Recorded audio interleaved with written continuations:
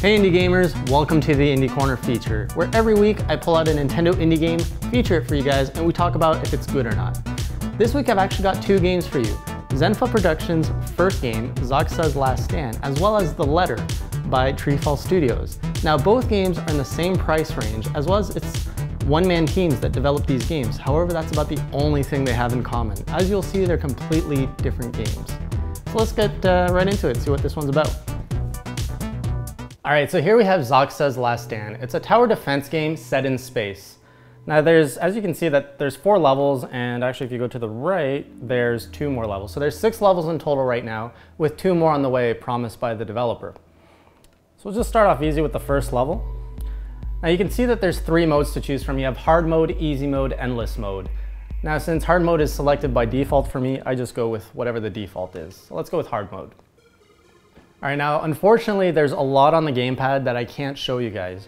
What you see on the screen is actually a very simplified version of what's on the gamepad. You have a whole management screen here, which is a really cool use of the gamepad.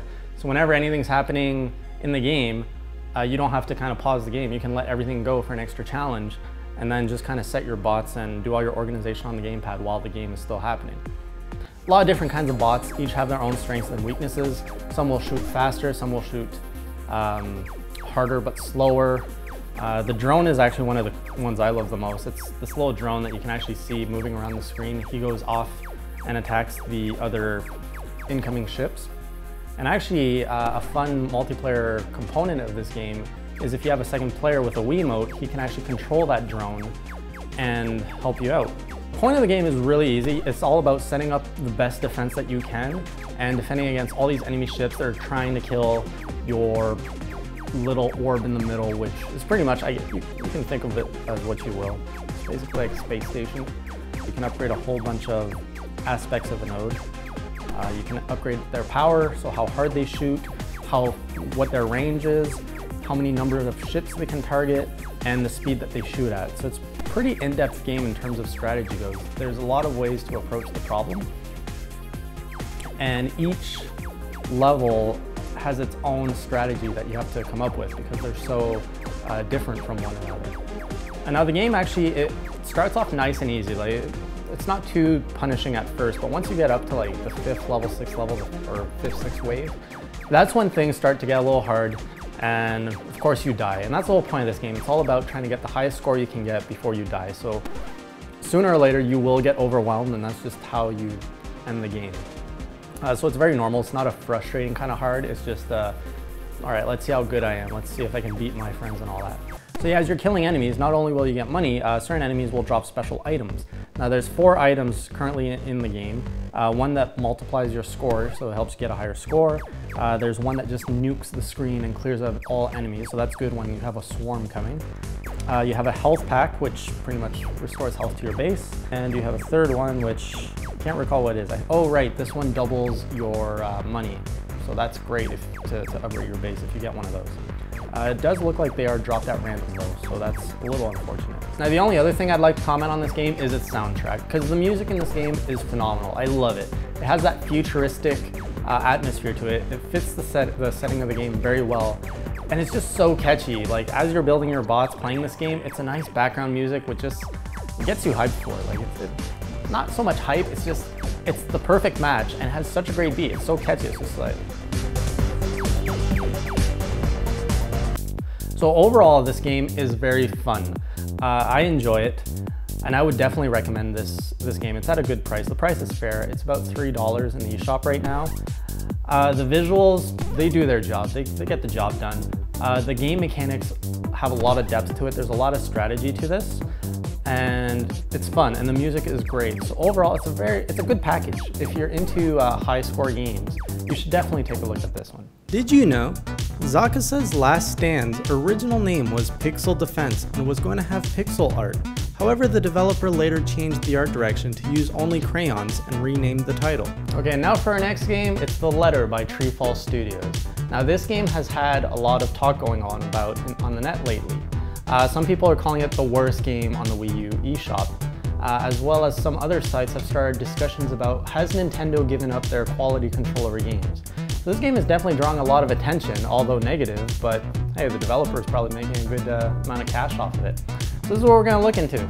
Oh, and before we start, this is a first-person adventure horror game, so we should really set up the mood. All right, everyone, think I'm ready. Lights are off, got my blanket, got my flashlight, so nothing spooks me. Got my gamepad, let's jump into the letter. This right here, you know how people say don't judge a book by its cover? To me, a title screen is a video game's cover. It's the first thing you see in a video game. So when you see 3 JPEGs thrown on a black screen, that usually doesn't help your game out. It makes it come across as a little cheap. Anyway, let's see what this is all about. Okay, the letter. Now, why didn't they use this as their title screen? This is so much better. Oh, man. Oh, you're actually in game. Yeah, this would have been a much better way how to start your game. Like, that's a cool transition. You think you're looking at the title screen and then bam, you're in the game. All right, so it looks like I'm inside a room, inside a house that has no light. And I guess this guy just lives with his flashlight in here.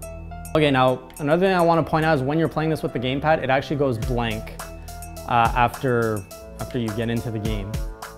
So unfortunately, there's nothing that you can select there. Oh, and yeah, the controls to look around are inverted, so that might actually bug some people. And the worst is, yeah, there's no pause menu. In fact, there's no menu at all, so there's no options. You can't even invert the controls if you wanted to. So I know some people really hate that. Now you'd think in a horror game, the gamepad would be an awesome thing to have. Like you could have so many things just jump out at you from the gamepad, either, you know, audio or visual, just have like it goes like rah out of here. If anyone uses that idea, I want credit. All right, what's this here? Welcome, we know what's inside. You will. I will what? I will know what's inside? Hello, hello. The sign has me confused. Like, can I go in it? Can I touch it? What is this? Music's pretty cool in here. All right, so letter. What's this? This is a note. Dear Michael. Oh, I can't read it. Now, what is this huge pad back here? Oh, hidden letter. The most obvious thing in the room is the hidden letter. And I can actually read this one. The hidden letter I can read, but the note that makes the special sound effect, I can't. All right, so is that note the letter? Is that what I wanted? So, oh, okay, I guess so. Okay, grave mistake, time you get this, blah, blah, blah. Don't go to the job site. And of course, I decide to go to the construction valley. Because in every horror story, the protagonist always goes where he's not supposed to. Welcome to the valley. And another, right, find weapon, clue, and plans. All right, who's writing those anyway? Is that the dad?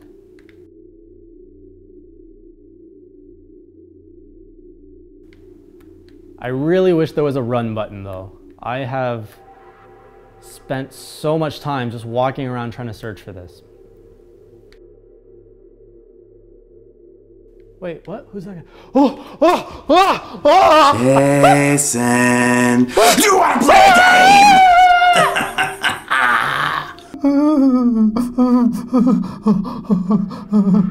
All right, that's enough of that. No more darkness. We're gonna do the rest of this in the light.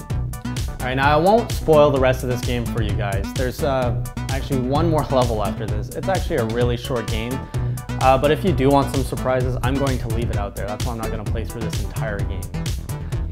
Now the other aspect of this game is it's supposed to be a horror game, which means you're supposed to be freaked out. It's supposed to scare you a little. And I would be really surprised if anyone was scared at anything in this game. It's not scary at all. So of course there's a big outcry, and one of the bigger things I'm really against is the developer is defending himself by saying that the game isn't finished and that there's more coming. Well, if that's the case, you know, hold the game back, delay it until it's a complete package and then release it. Because releasing a half-completed game, well, that's lying to gamers, it's creating a bad reputation, and it's overall just, you know, it's bad business. You don't want to be selling a half-finished product like this. What I would suggest people to do with this, if you did buy this game by accident and you are just really mad at being stuck with this and losing $2, invite your friends over. Here's an idea, turn it into a drinking game. Give this game to your friends, let them start, and for every 2 minutes that they're in the game, they have to take a shot. And let's see how long it takes them to beat this. Some people, if you can do it in 5 minutes, that's just 2 shots. And if you're there for an hour, I'm sure the game gets a lot more fun with more shots. Would I recommend this game? As it is now, I would definitely not recommend it, just because it's a short game. It's not very fun. It's interesting to look at just because of all the hate it's getting. So if you're into that and you don't mind spending $2, yeah, pick it up and go look. It's actually pretty fun to explore and see just how boring it is. But if you want a quality game, skip this one, wait until the developer has polished it off a bit, and then check it out again. And of course, if he does, and it turns out good, we'll definitely be featuring it again here and showing you all the differences and improvements. Did you know? WayForward has been working with Disney, Marvel, and Jim Henson Studios since 1993. All right, and now it's time to draw the winner from last week's draw. Using this bag, of course, all the names are in here. Just grab the winner of ZaciSa's Last Stand from last week. And the winner is Chad Barnard at ChadBarnard3. So congratulations to you. Now this week we also have more ZaciSa's Last Stand to give away, 2 copies in fact, so we got 2 winners for next week. To enter the contest, simply go to this page, retweet the tweet that you'll find there, or again, you can find the tweet in the description below. Tweet that and you're entered to win a free game. How cool is that? And that's all the indie games I have for you guys today. Thanks again for watching. If you like this show, remember to share it with your friends, like and subscribe so that we can keep growing and in turn help the indie developers keep growing. I'll see you guys next week, and until then, keep on playing indie.